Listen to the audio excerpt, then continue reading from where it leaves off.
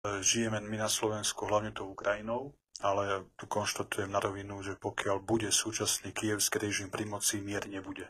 Na to by mohlo byť mier na Ukrajine, súčasný kyjevský režim musí padnúť.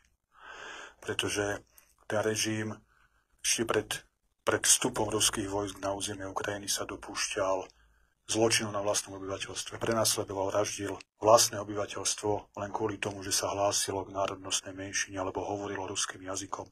A opakujem, čo hovorím stále, predstavte si, že by Slováci vraždili našich slovenských Maďarov na slovenskom juhu len za to, že hovoria svojim jazykom. To si neviem predstaviť, ani si neviem predstaviť, že by to robili, ale ani politicky si neviem predstaviť, aké by boli reakcie Európskej únie. No následky by boli drtivé pre nás. A čo sa týka súčasného kyjevského režimu aj toho predchádzajúceho, tak Európska únia sa tvárila, že to neexistuje.